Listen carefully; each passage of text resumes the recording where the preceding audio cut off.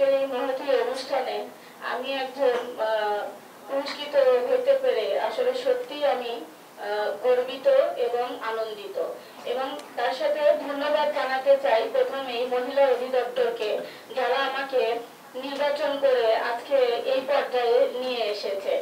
শুরুতেই কিছু কথা বলি।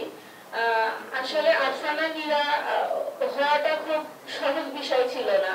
সৎ মায়ের সংসারে বড় হয়েছি, সবকিছু থাকলেও হয়তোবা ভালোবাসাটার অনেক অভাব ছিল।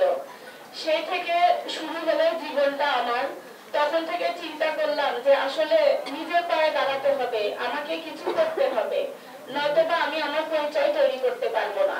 তখন আস্তে আস্তে আমি যখন কলেজে উঠলাম, তারপরে আমি সর্বপ্রথমে প্রশিক্ষণ নিয়ে বিউটিফিকেশনের একটা বিজনেস শুরু করলাম।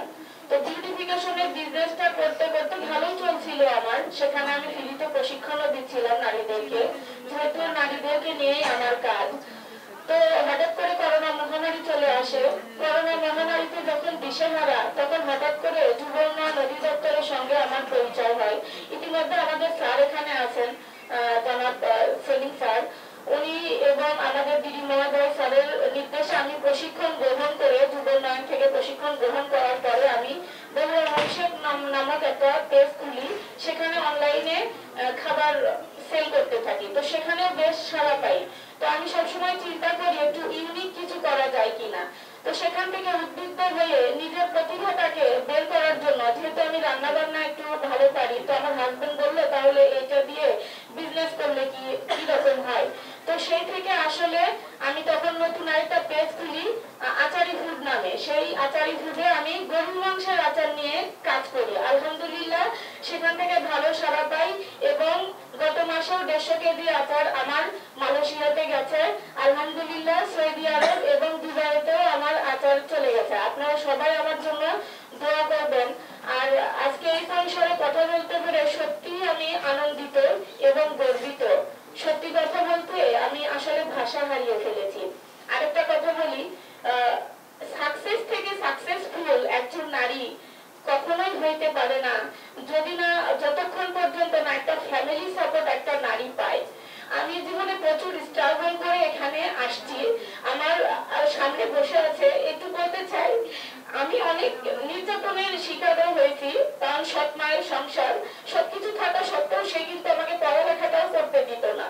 তো আলহামদুলিল্লাহ একটা ভালো ফ্যামিলিতে আমার বিয়ে হয়েছে।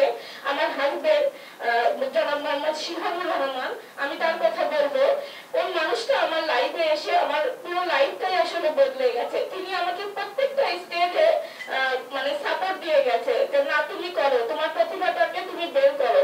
সব হাজবেন্ডই মানে স্ত্রীদেরকে বাহিরে বের হইতে দেয় না। তো এই ক্ষেত্রে উনি এবং ওনার ফ্যামিলি সবাই আমাকে সাপোর্ট করেছে।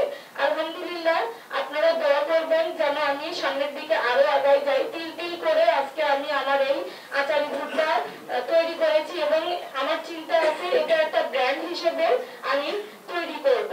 তো সবাই আমার জন্য দোয়া করবেন। আর আমার একটা সংগঠন আছে নারী শক্তি, সেই সংগঠনে আমি সমাজের কিছু পিছিয়ে পড়া নারীদেরকে নিয়ে কাজ করছি। সাধারণত একটা বাচ্চা হওয়ার পরেই মেয়েদের ডিভোর্স হয়ে যায়। তো আমি এই সকল মেয়েদেরকে নিয়ে, প্রতিবন্ধী মেয়েদেরকে নিয়ে আমি কাজ করছি। তাদেরকে ফ্রিতে প্রশিক্ষণ দিয়ে তাদেরকে অর্থনৈতিকভাবে স্বাবলম্বী করে গড়ে তুলছি। তো সবাই আমার জন্য দোয়া করবেন। আরেকটা কথা বলি, জীবনের লক্ষ্য এবং আত্মবিশ্বাস, এই আত্মবিশ্বাস আজকে আমাকে এই পরিসরে নিয়ে এসেছে। আত্মবিশ্বাস এমন একটা জিনিস, আমি নিজে চিন্তা করেছি যে আমাকে কিছু করতেই হবে। Yes, I can do it, আমি এটা করতে পারি। সব জায়গাতেই আমি এই একই কথাই বলি, সব জায়গাতেই নতুন নতুন অভিজ্ঞতা অর্জন করছি, ভালো লাগছে আমাকে। যদি লক্ষ্য থাকে বিশ্বাস হবে হবে দেখা, দেখা হবে বিজয়। সত্যি আজকে এই গানটার সাথে ওতপ্রোতভাবে আমি জড়িত। যেখানে যাই সেখানেই আমি এটা বলি, কারণ এটা আমার জীবনের সঙ্গে জড়িয়ে গেছে। ধন্যবাদ সবাইকে।